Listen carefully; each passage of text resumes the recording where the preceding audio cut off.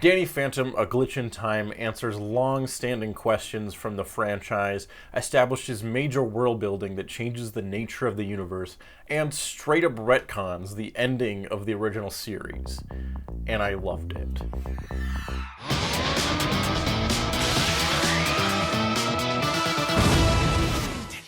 Welcome back, everybody. We are, of course, talking about Danny Phantom, A Glitch in Time, the graphic novel continuation of the series. Still kind of amazed that this thing exists at all, but I'm very excited to talk about it. We're going full in-depth spoilers today. We're going to talk about the whole plot. We're going to go in-depth and talk about all the major implications of this story and the way that it changes the Danny Phantom universe. So if you haven't read it already, I recommend that you do so before watching this video. I'll leave a link in the description below if you want to pick up a copy of Danny Phantom, A Glitch in Time. Short version of this review is I really liked it and I think you should check it out. If you do want a spoiler-free review for me, I have one that I'll link as well. Comic's been out for a few weeks now, and so I wanted to give everyone a chance to read it before I go like full in-depth spoiler analysis. I know the comic is not available everywhere in the world yet. However, I am still going to be covering full spoilers here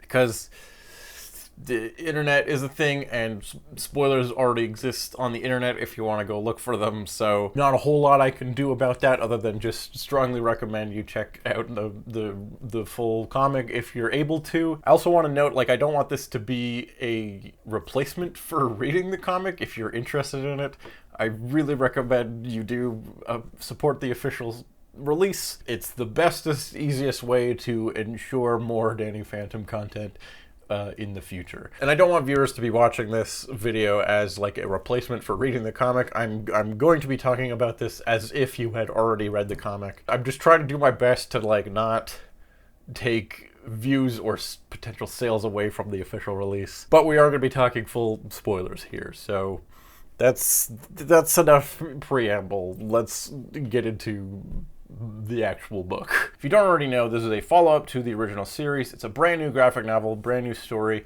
and specifically it's keying in on one of the big cliffhangers that was never resolved from the show, the ending of The Ultimate Enemy, where Danny fights an evil version of himself from the future, who is then trapped with the ghost Clockwork, who has like time travel abilities, and he's trapped in a Fenton thermos outside of time. While his evil timeline was erased and prevented, he still exists as an anomaly. What happens next? Well, I'll tell you. Let's get into Danny Phantom, A Glitch in Time. Once again, this was written and illustrated by Gabriela Epstein, with backgrounds and colors by Killian NG. We start off with everyone's favorite storytelling trope, a good old, you're probably wondering how I got here.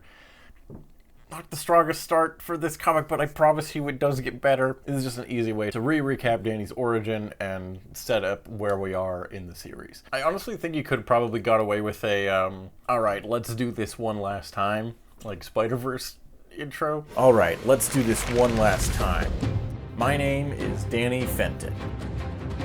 As we know, Danny Phantom is one of the best Spider-Man shows that's ever been created. In this recap bit, we get something interesting here, where it starts with the origin point where Danny first gets his powers with the caption, "A few years ago." This confirms my long suspected theory that Danny Phantom does in fact age. Like many cartoons, Danny and his friends don't like appear to physically age very much over the course of the show. They look pretty consistent throughout. However, there is some clues that time is passing as the show progresses. We know he starts the show at 14 when he gets his powers. Danny Phantom, he was just 14 when his parents built a very strange machine. We get Halloween and then Christmas specials across the first two seasons. And then at the end of season 2 with the episode Reality Trip, Danny and his friends go on a road trip during the summer, which suggests that the first two seasons take place over the course of approximately one school year, and season 3 starts off in the next school year, making Danny probably around 15 by the time of season 3. This story takes place a little bit after the end of the third season, maybe about a year later, maybe even 2, thus accounting for a few years ago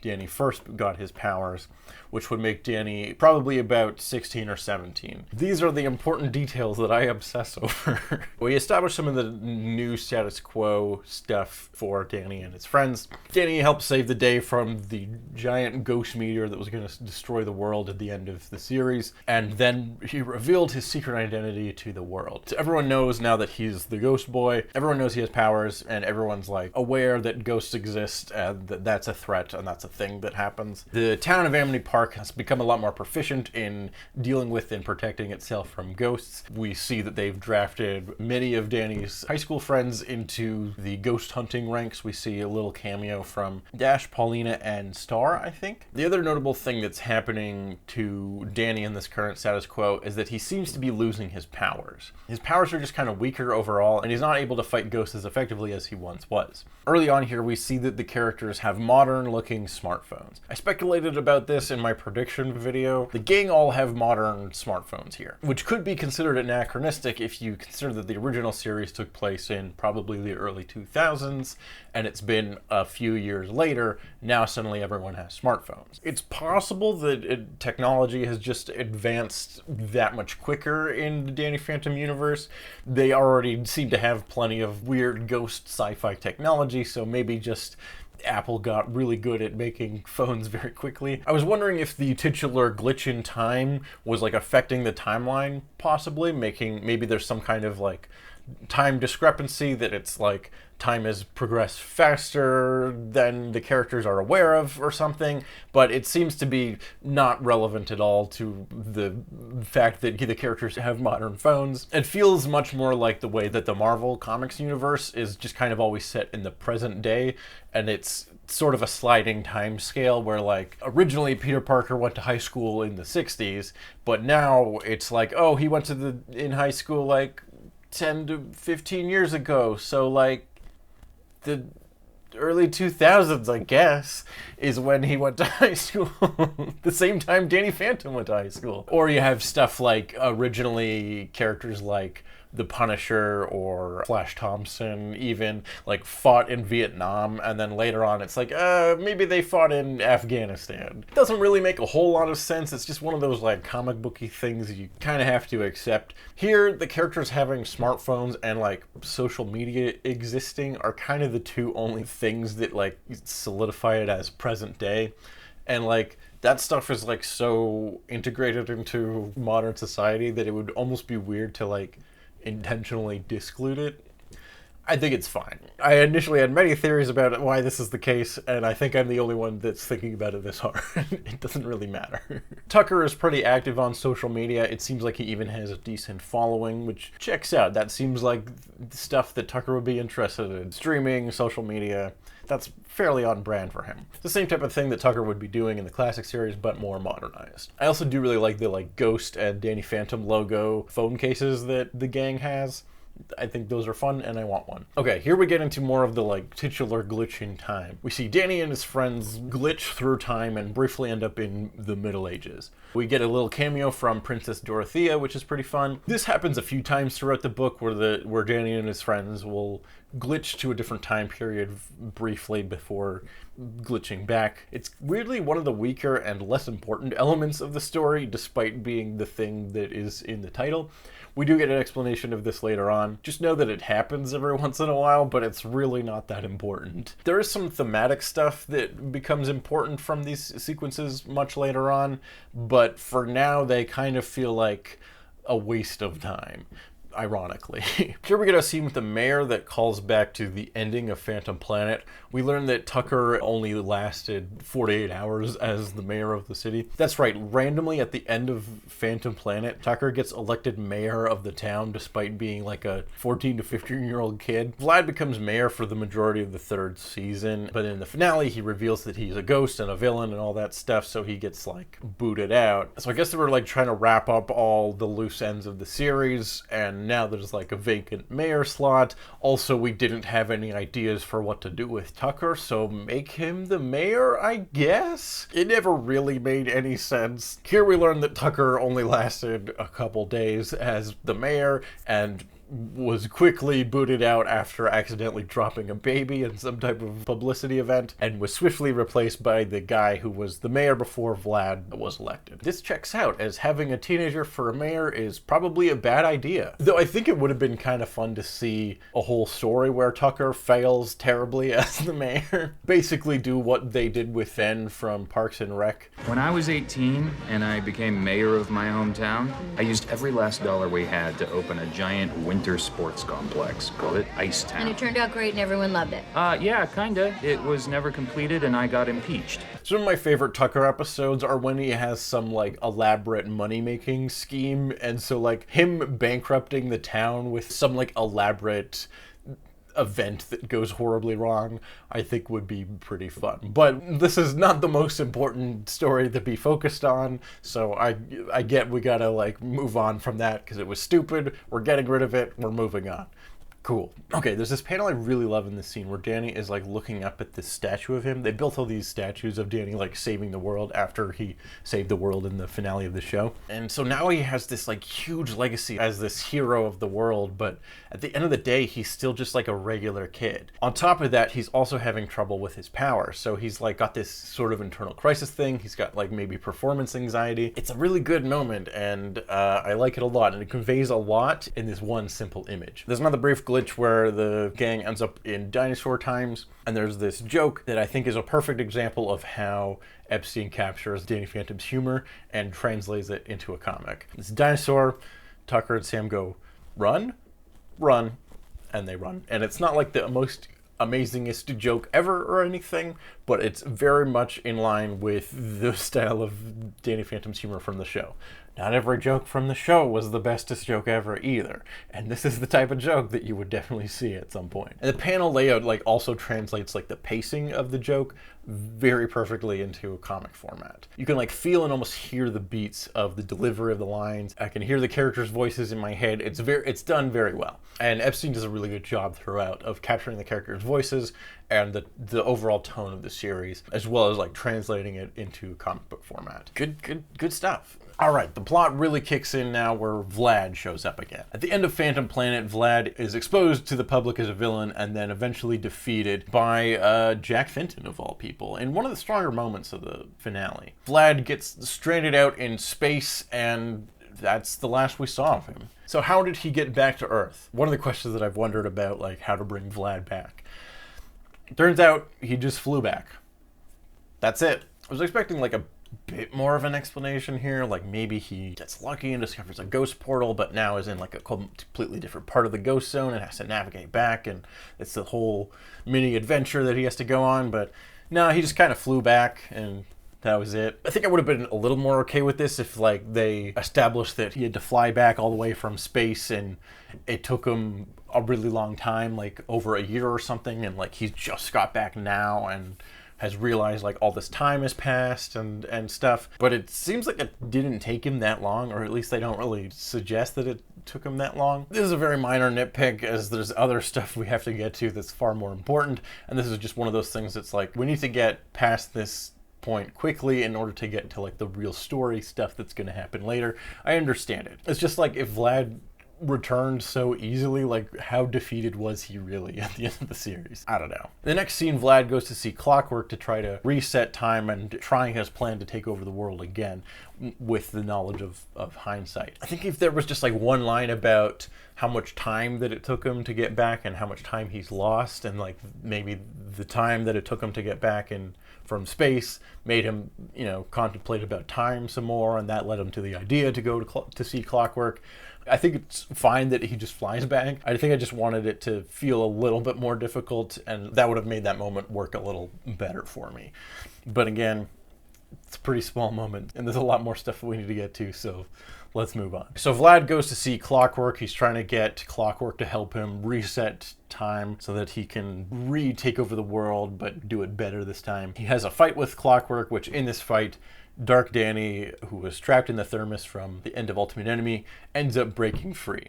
And now they're like, oh, Spaghetti-O, this is bad news bears for all us ghosts and the ghost kind. Vlad dips, and Clockwork and Dark Danny have a brief fight, where Dark Danny, knowing that Clockwork is probably one of the only ghosts strong enough to defeat him, decides to combine his energy into Clockwork, taking him over and absorbing his power into Dark Danny himself. So this sequence actually calls back to Dark Danny's creation, because he's not just an evil version of Danny from the future. It's more complicated than that. In this darker timeline, Danny's entire friends and family died in a fast food chain explosion. You know, one of those. Danny gets super depressed. The way he describes it, it's almost like he's dead inside. He goes to Vlad for some type of help or support or anything. He asks Vlad, can you make this pain go away? Vlad is able to separate Danny's ghost and human halves into two separate entities. Danny's ghost half then kills his human half, literally destroying any humanity that he had. Then he turns on Vlad, separates Vlad's human and ghost halves, and then Danny's ghost fuses with Vlad's ghost. And the evilness of Vlad mixed with the dead inside, no more humanity of Danny combines into this evil Danny-Vlad hybrid, who then goes on to wreak havoc and destroy and take over the world. So we have some of Vlad's powers and energy within him as well. And now he's combining with Clockwork, because 3 ghosts are better than 2, as we all know. It's pretty simple math right there. So now Danny is combined with even more power, and he gets this new crazy design too, which I really like. It's super chaotic and looks just cool. Vlad got away from the Dark Danny Clockwork conflict and retreats to the Fenton Labs, which is where he meets up with Danny and his friends and tells them all about this. And it's like, hey, could you team up with me, please? So that we don't all die. Danny and his friends obviously don't really trust Vlad, but they know that Dark Danny is bad news, so they're reluctantly teaming up with him for the moment. Vlad mentions that he's been researching these ancient ghost artifacts, and we introduce what's referred to as a primordial ecto-energy source. We see Vlad with some of the various ghost artifacts and weapons and stuff that he's been researching and trying to collect over the years. The Fright Knight sword, the Ghost King's crown, and the Infinimap, all good callbacks to ghost artifacts from various episodes. And they all have these like ancient ghost hieroglyphs written on them. We'll learn more about later. And this is actually a decut to a like plot line that was like sort of dropped or just forgotten about entirely in the original series, where Vlad was slowly gathering different artifacts and items of power from the Ghost Zone. There was this whole arc where he was trying to get this skeleton key. He has this line about using a knight to topple a king in the Ghost King episode Rainstorm. That I used 2 14-year-old pawns to turn a knight and topple a king? It's chess, Daniel. Where he makes some kind of alliance with the Fright Knight. This doesn't really come up again. However, Epstein remembered this plot line, and here we are establishing what Vlad was trying to accomplish, which is that throughout the Ghost Zone, there are hints and references towards some type of primordial ecto-energy, as Vlad calls it, which is some type of ancient source of energy that predates maybe even the Ghost Zone itself and seems to be related to the origin point of ghosts and ghost powers. So Vlad is suggesting that if they are able to find this ghost energy origin point, they may be able to obtain the source of ghost powers in the first place and become powerful enough to stop Dark Danny. And as Danny's losing his powers, this might be the thing that he needs to gain them back again, which might give him enough of a chance to defeat Dark Danny. There are some fun moments like this page that are just fun and hype and like fit very well in tone with the series. Like I can hear the theme music playing in my head.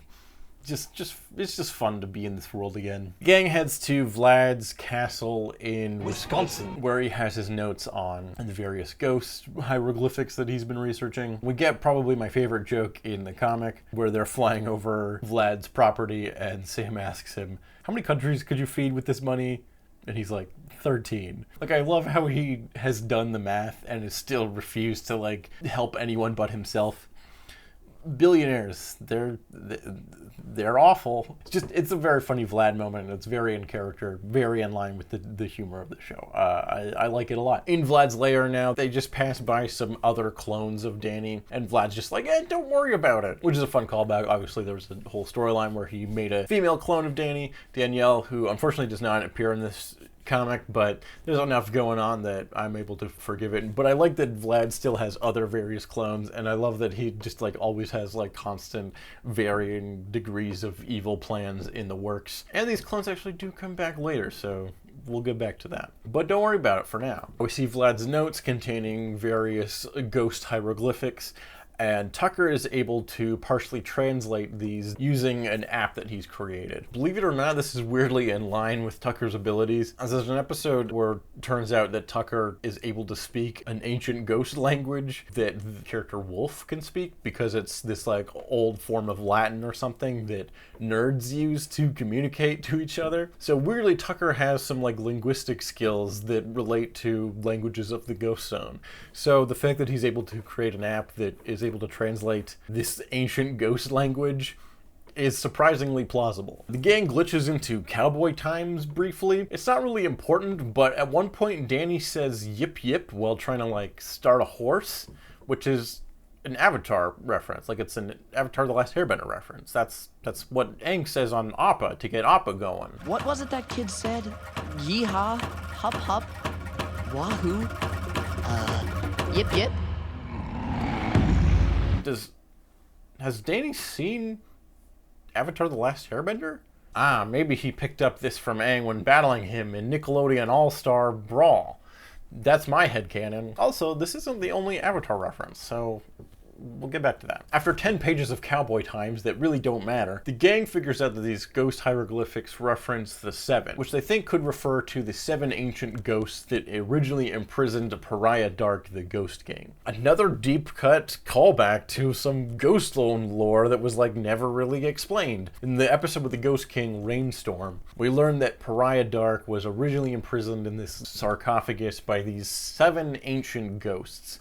And we don't really get more information about that other than they're called the 7 ancient ghosts. These hooded, mysterious figures who seem to have great power over the Ghost Zone, seem to be hella old, and this is something that happened a long time ago. That's kind of all we know. I love that we're exploring more elements of the Ghost Zone and the lore and world building that was like hinted at but never fully explored. Meanwhile, back in Amity Park, Jazz and the Fentons are preparing to fight Dark Danny. They're helping to evacuate many of the citizens of Amity Park. And we also see Valerie join the fight, which is fun. Valerie, one of my favorite characters of the original show.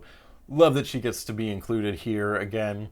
She doesn't get like a whole lot to do here, but it's just like very nice to see her. And she gets a few fun and cool moments to be badass, which I like. While fighting Dark Danny, Valerie learns that he is Danny Phantom, or a version of Danny Phantom from an alternate future. To which she replies, "I knew there was a reason I never trusted you."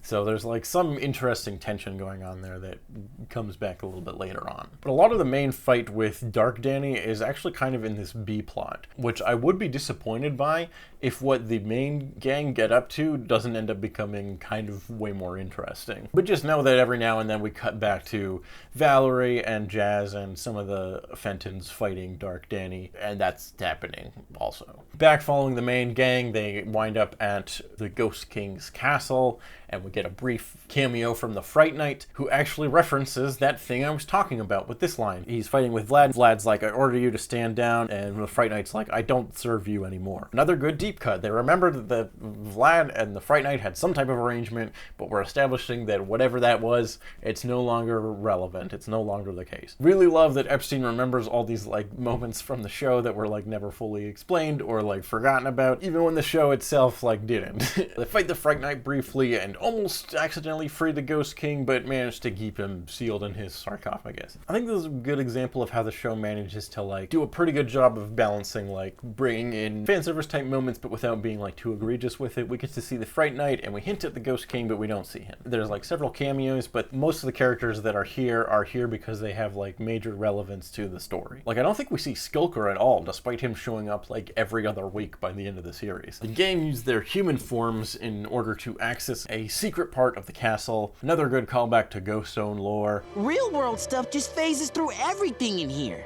In the Ghost Zone, we're the ghosts. The gang glitches back to like ancient Aztec times and encounter some non-threatening Aztec ghosts. Luckily, they've seen Road to El Dorado and know how this ancient basketball game works. The reason I'm mentioning this scene is because it's probably the only little glitch in time moment that's actually kind of important thematically, so we'll get back to it. Though even little details that seem insignificant, like Sam spinning this basketball, actually show Epstein's deep understanding of the characters and attention to detail and continuity.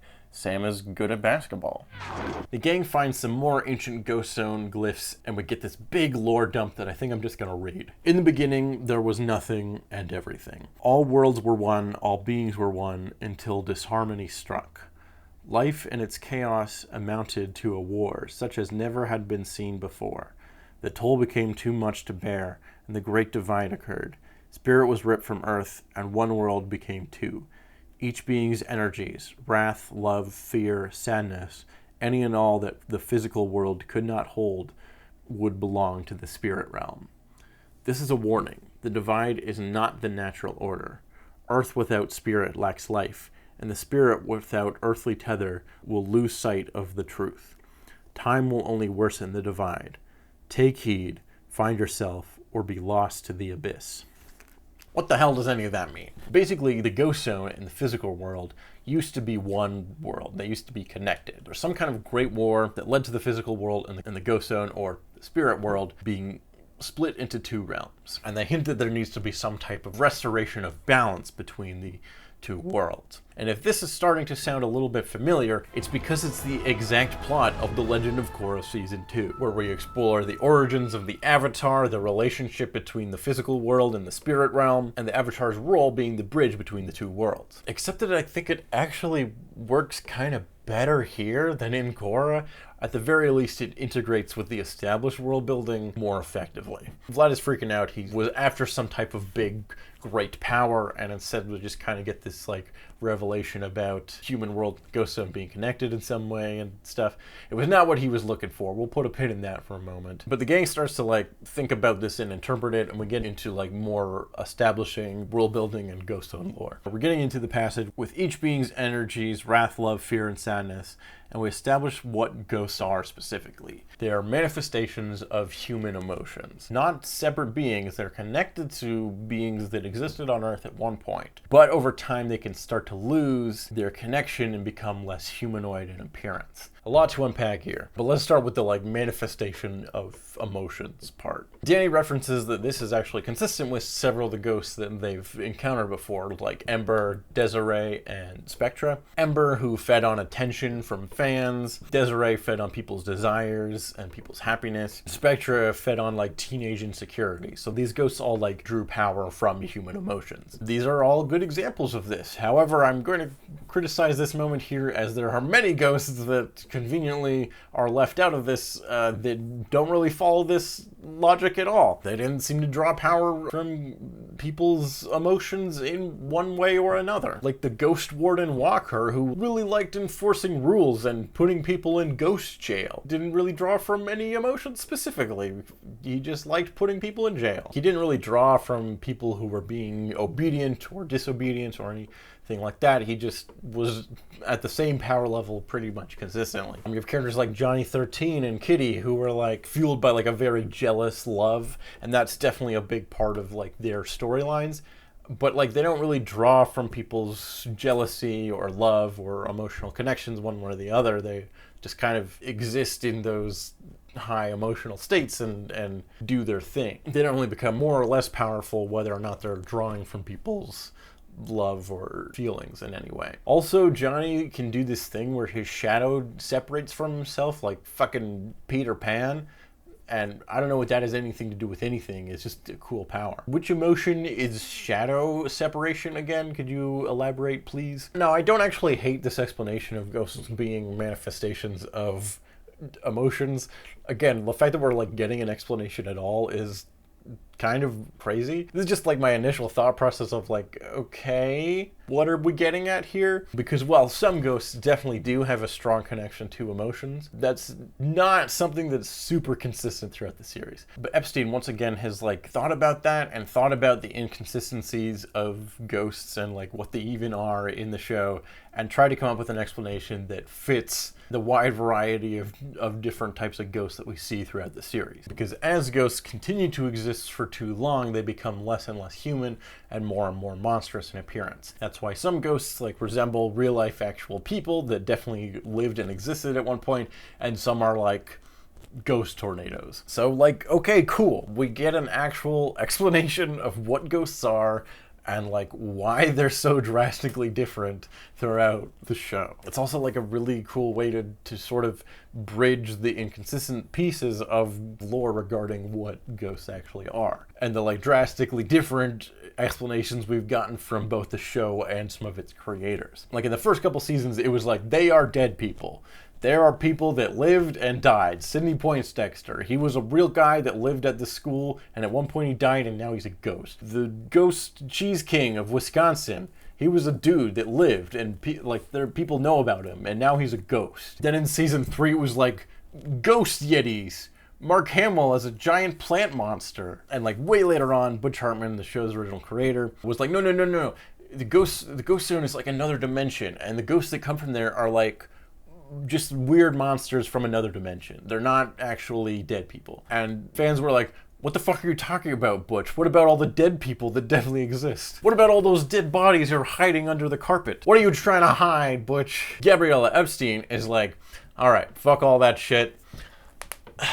I can fix this. And that's why she's the fucking queen. She took all these pieces of different types of ghosts and weird ghost zone lore that didn't make any sense and combined it into a way that kind of makes sense. But seriously, the fact that we get a full-on explanation of what ghosts are in this universe, about as big of a retcon as you can make, and I don't hate it. Bravo, well done. And I actually like this idea more and more as the story unfolds, and we see how it ties into Danny's story thematically. As Danny's starting to reflect on this and his own powers and his own emotions, he's thinking about his sense of purpose. He realizes that since Phantom Planet, everybody knows about ghosts and knows about like how to fight them, so he's become less and less needed. He hasn't felt as strong of a purpose to use his powers because he doesn't need to defend anyone, which is maybe why his powers have started to fade. He realizes that maybe he doesn't have to stop all the ghosts that were coming through. Maybe you don't have to be Spider-Man climbing those walls. Through this realization, Danny like reevaluates what he wants and what he wants to do with his life. There's this line I like where he's like,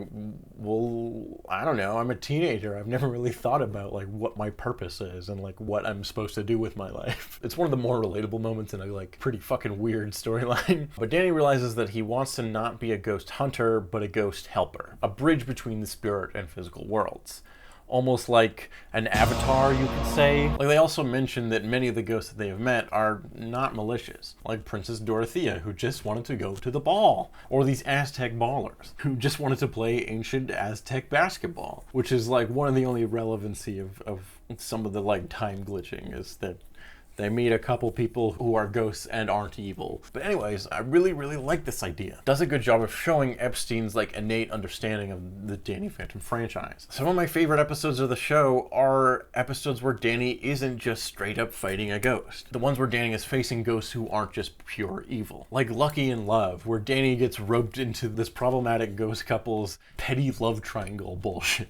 Or Forever Phantom, where Danny is dealing with this like trickster shapeshifter who gets more than he can bargain with and then has to like figure out how to work with this guy who's impersonating him and dealing with the problems of fame and stuff. Speaking of that episode, did anyone else find Sam attractive when she dressed up as a boy? No.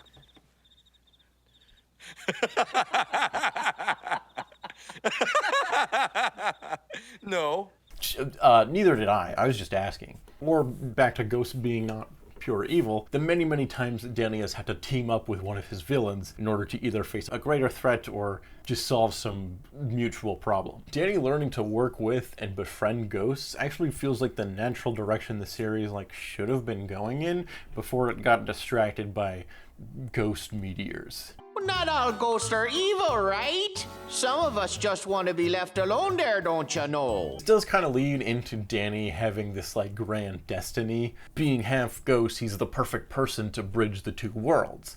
He's the Avatar, which season 3 did a little of, like he's got maybe a destiny, which I'm not like super into. Part of the appeal, I think, of Danny Phantom is that, like Spider-Man, he's just an average kid that through circumstance ends up having extraordinary abilities, and now he has to like deal with the responsibility of that. The event that gave Danny ghost powers could have easily happened to Tucker or Sam. Danny's not even the only person in the universe with ghost powers, as Vlad went through a very similar accident that gave him the same abilities. But the way it's done here kind of works for me. He's the Haffa. You're half a boy, half a ghost. The Haffa. He's the jack of two worlds, master of none. Is that how that saying goes? And again, I really like playing up the idea that ghosts actually aren't evil. Danny's role should be to help them more than just to fight them. Danny, reaffirming his purpose and his destiny, gets a cool going ghost moment, and I like it. I can hear the theme music playing in my head. Good stuff.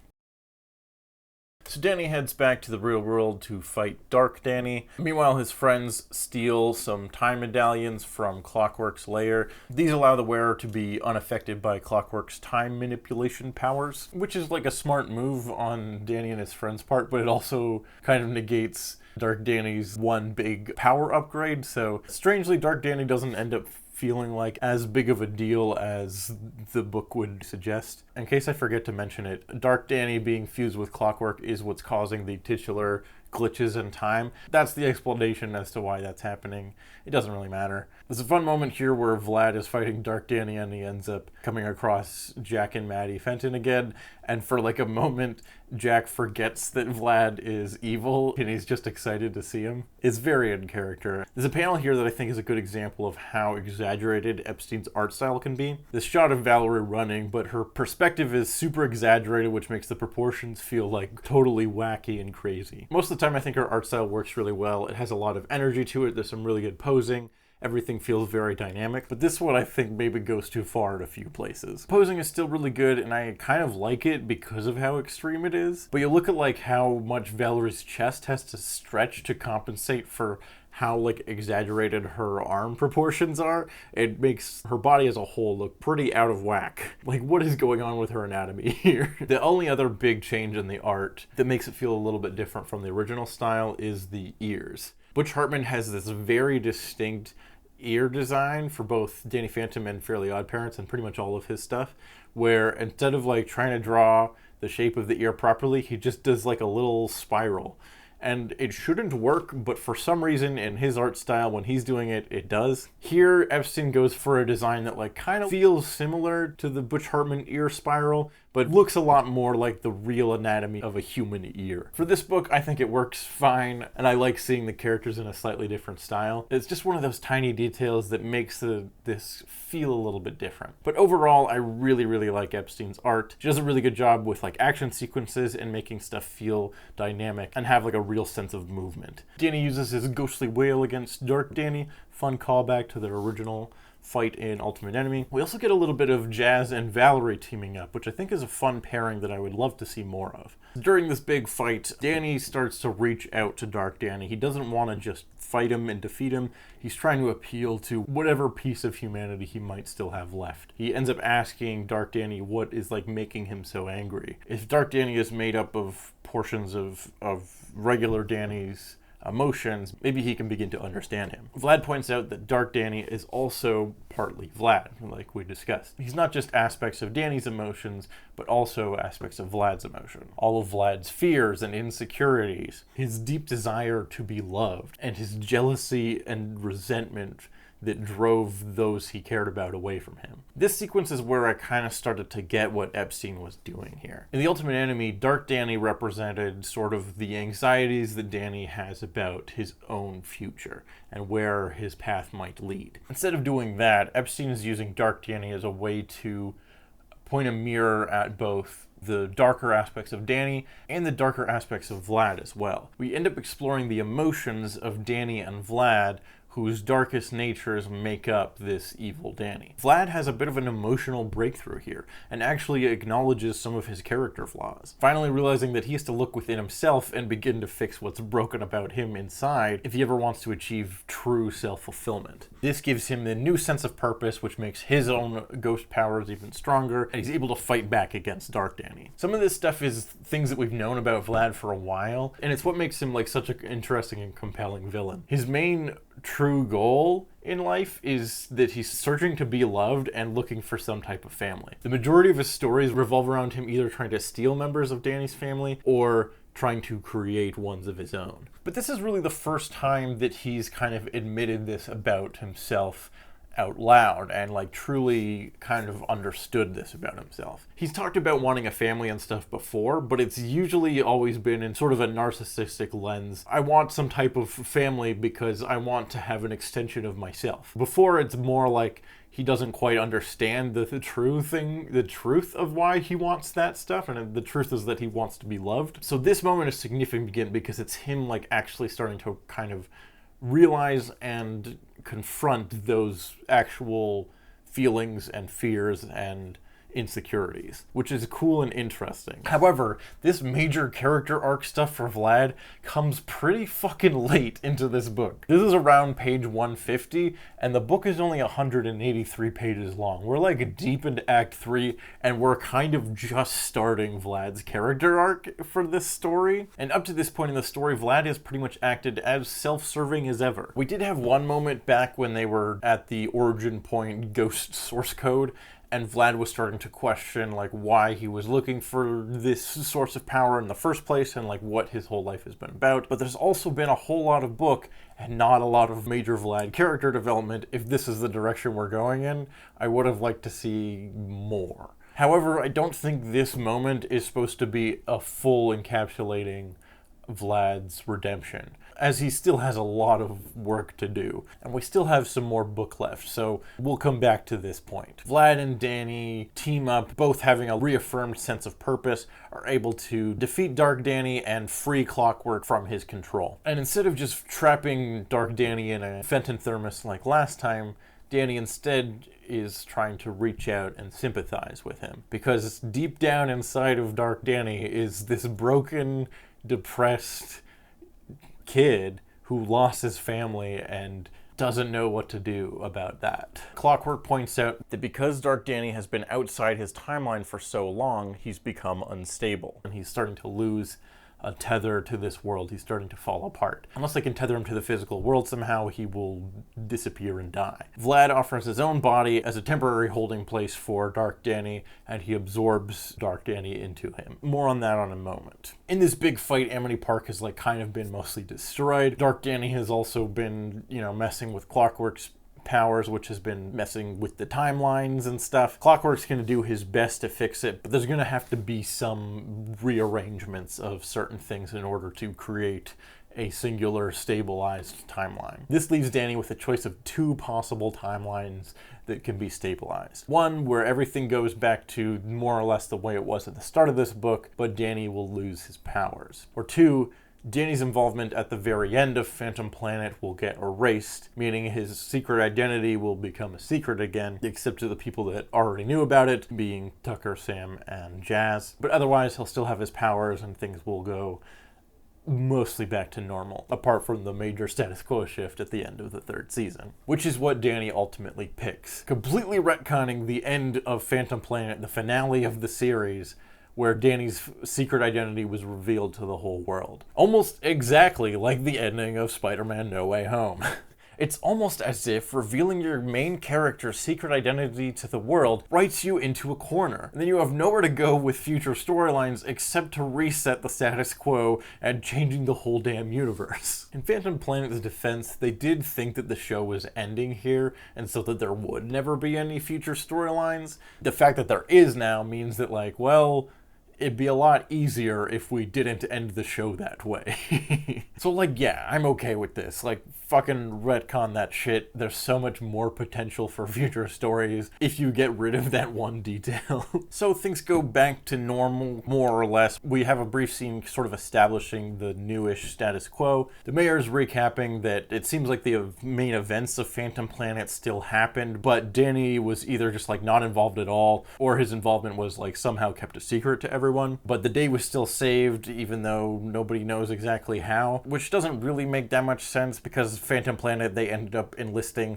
literally everybody on Earth and everyone in the Ghost Zone to help save the day from a giant ghost meteor. But that story's also kind of stupid, so whatever. I'm okay with ignoring the details of it a little bit. Danny Phantom, the ghost, is also back to being considered a menace by the public at large, which I could draw a little bit of issue with because even by season 2, Danny had started to build a reputation as not just an enemy of the town of Enderby Park, but a protector against the other ghosts. Not everyone was a fan of him, but like more people were starting to come around. Phantom Planet wasn't like the first time that Danny had been like accepted by the public as a force of good, but Altered Timeline, things got rearranged, whatever, I'm okay with it. It also allows for more potential conflict and potential future stories going forward, so I'm alright with it. We get almost a post-credit style scene with Vlad and Clockwork returning to Vlad's lair. He takes the spirit of Dark Danny out of himself and places it into one of the clones that was seen earlier. The clone that awakens with red glowing eyes. Ooh, spooky. So Dark Danny, the fusion of Vlad and Danny's ghost selves, merges with this clone body of Danny. Presumably a clone body that is kind of just a body without a soul. Remerging the two sides of spirit and physical being.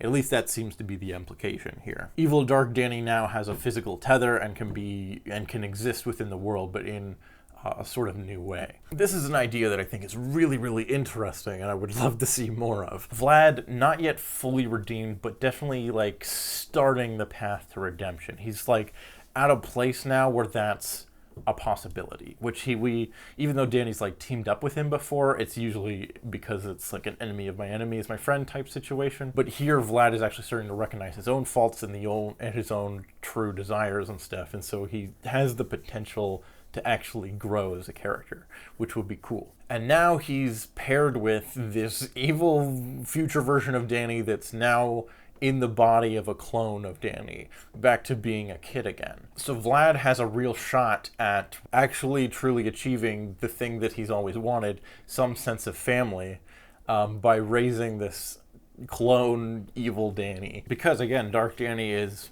also made up of part of Vlad, and so Vlad might be able to relate to this broken mess of a ghost person. Someone Vlad can actually understand their emotions and their pain. Someone Vlad can raise like a son and maybe even begin to set on the right path. And this is someone that can understand Vlad on some level too, and maybe can help Vlad grow as a person as well. Again, I don't think this is like Vlad's like full redemption here, but like the start of it. Vlad now has like a second chance to do things right this time, which I think could be really, really cool.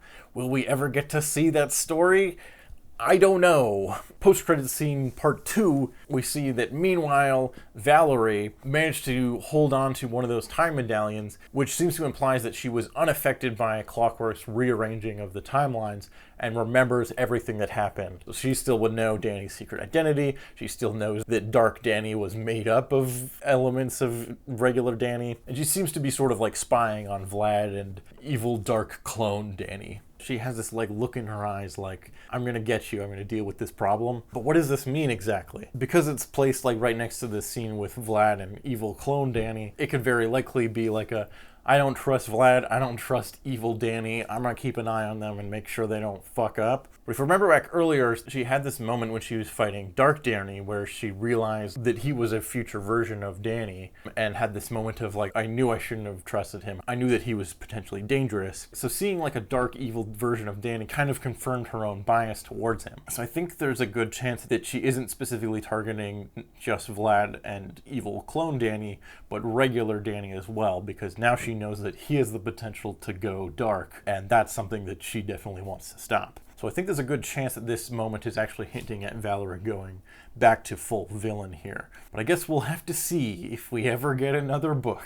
And then we get a little wrap-up scene at the very end. Danny reaffirming that he's going to continue to try to help ghosts instead of just hunt them. There's a moment with Jazz that I like where he is telling her about their adventure in the ghost zone and how the problems that he was having with his powers were basically psychological, which confirmed Jazz's theory about what was going on with Danny, which I forgot to mention at the start of the book. She's like, what if this is a psychological thing you're going through? So there's this fun moment where Jazz gets all excited that she was right about what was wrong with Danny's powers. It's a fun moment for Jazz, who we don't get like a crazy amount of stuff with in this book. And then we get another like kind of cool just ending shot of Danny going ghost and doing his thing. And that's the book.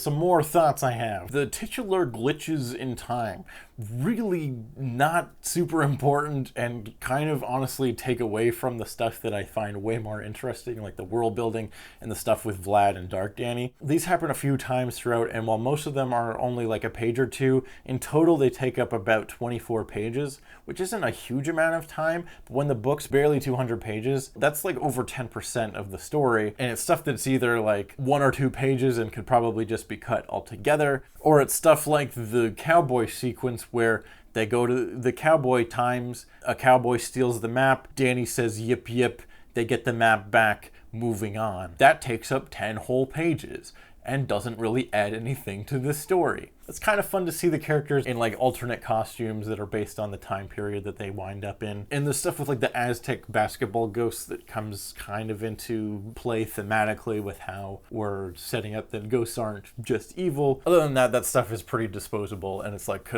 if I could cut out the cowboy sequence and get more character development with Vlad, I would absolutely prefer that, please. It feels like the title A Glitch in Time was thought of first, and then Epstein like came up with a story and then like had to loosely tie it into the title or something to that effect, where it feels like an afterthought. There's like a different story going on, but we wanted to use the title Glitch in Time, so we have to have something that fits that criteria. And so there's like a couple sequences that get like shoehorned in. It's like it technically has glitches in time that happen. Hooray. One of the only things in this book that I wasn't a huge fan of, and it's mostly just because I'm like, this is taking up page time that I could be spending with Vlad or Dark Danny or more world building stuff that's cool. The other thing I was kind of missing a little bit from this book is the like real world high school teenage drama that we usually get from the series. In The Ultimate Enemy, the story is thematically about worrying about your future as a teenager. Danny is anxious about how well he's doing in school. His teachers and his sister are like pressuring him to do well. He doesn't really care about any of that, but then he's also confronted with an evil future version of himself that is like a manifestation of all those fears and anxieties. And while it ends up getting like a little bit mixed up in some of the details of the story, specifically with like what a CAT is. One of those stupid cat tests? I failed that and I didn't turn out to be a cat. Thematically, it does a really good job of balancing like high concept superheroics with real relatable teenage problems and anxieties, which is something A Glitch in Time doesn't do as well. There's some really great high concept, super heroic action, cool world building, and strong character moments throughout. But there isn't really a connection to real world like high school or teenage problems or emotions or anxiety. It's not like a super relatable storyline, even though I think it is very good. And this is partially due to the placement of this storyline in a post-Phantom Planet Danny Phantom universe, where everyone's now aware of ghosts. There's like ghost fighting going on all the time. Everyone's aware of Danny's secret identity, so that's not like an element of the story. He doesn't have to hide who he is from anyone. So I'm not sure exactly how I would try to like incorporate more of the like regular teenage high school stuff into this story if I was like writing it or in charge for some reason. We do get a little bit about Danny having trouble understanding what his purpose is and like what he wants to do with his life. There's some of that stuff early on, which I really like about he now has this big legacy, but again, he's just a teenager who doesn't really know what he wants to do with his life because he's a teenager. And we also have that moment when they're like first learning that Danny can maybe be the potential bridge between the two worlds and stuff. And he's like, I don't know what I want from my life. Like, I've never really thought about it before, which is a very relatable teenage type feeling. But there are few and far between moments. The story isn't bad by any means. It feels very in line with like some of the Danielle Phantom stuff in Kindred Spirits or Destabilized, where it's not really super relatable, but it does have some really great character stuff, which is this story. It's got fun action, cool world building, and some really, really strong character moments when it gets around to it, which is still interesting and compelling, but not like super duper relatable to the real world, which is okay. It's just like an element of the show that I kind of miss. However, going forward from this point, I think that's something that would return if we do get more comics from this point. On that, will we ever get more comics? I have no idea. I know that if this comic sells well enough, that will definitely increase the chances of getting more comics. I don't think we're at a place for the show to ever return in full, although that would be cool. I do think it's possible for the series to continue on in comic format. However, I can see it following kind of the Avatar: The Last Airbender comics, where like we get a series of graphic novels that kind of continue the storyline. I'm not sure how I would feel about that, because as much as I would like a sequel to this, I want to see what's going on with evil clone Danny. Valerie's up to stuff. I want to see what that's about. But I would also kind of want to like take more of a breather too and have some more like simple back to high school stories as well. And we could still like touch on all those things and do high school stuff at the same time. I think the best way to do that, this would be my idealized like where we go from here, is to have like an ongoing Danny Phantom comic that's monthly or bi-monthly or something like that, so we can actually like let the characters breathe and have time to flesh out multiple different characters throughout multiple different arcs, multiple different stories. We can also tell like little smaller, more intimate stories, Danny dealing with like regular high school stuff, as well as every now and then going into some of the bigger stuff with Vlad, evil clone Danny, Valerie, all of that stuff. Seeing Danielle again would be great. That's another thing. I would have liked to see Danielle again. Really cool and interesting character who only really has 2 appearances in the original show. I think there's a lot of potential to do more with her. However, there's enough going on in this comic that I think her not being involved is a smart choice. I think that would be one thing too many to completely throw off the balance of this already very dense comic. But if we get more comics, I would definitely love to see Danielle again in the future. A couple other things of note. Follow Gabriela Epstein on Instagram. She posts not only like fan art of Danny Phantom and other things that you like just all the time, just for fun, but she also posted a cipher that like lets you decode all the ghost hieroglyphics that are in this book. Crazy that she went through the time to actually think about that and come up with a fake ghost language just for fun. I think just because she wanted to, which is so cool and wonderful attention to detail. From what I've decoded so far, it appears that the majority of the stuff that is shown translates to what Tucker translates it to. Like, for example, this page here that shows Vlad holding the Fright Night sword, the Ghost King's crown, and the Infinimap, when translated says beware, honor, and the 7, which are pieces of the longer message that Tucker is able to translate. We the 7, this place as a message, beware, not a place of honor. So far, I haven't found anything that's like brand new information, but it's cool that she like thought about it.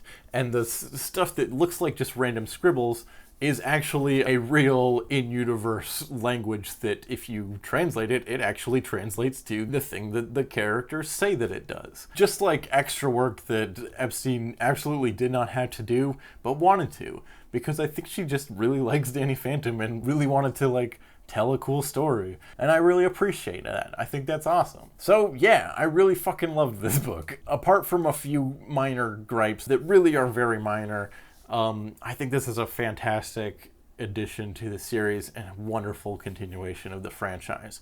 She manages to kind of right the wrongs of some of the stuff in Phantom Planet. She managed to do something different and unique with Dark Danny that wasn't just a rehash of the previous. storyline, and manages to really get into the world building and like figure out what the series feels like it should have been building to all along, which is the reveal that ghosts and the human world are connected, and that Danny, being half ghost and half human, is able to bridge that connection. Ghosts aren't just evil, and they can be reasoned with. You just have to work at it, which is, I think, a far more interesting than just fighting villains of the week. And again, the fact that like a brand new writer creator comes onto an established franchise and establishes like crazy new lore, like what the Ghost Zone is and what the ghosts are, and I don't hate it, and it actually kind of feels like it fits.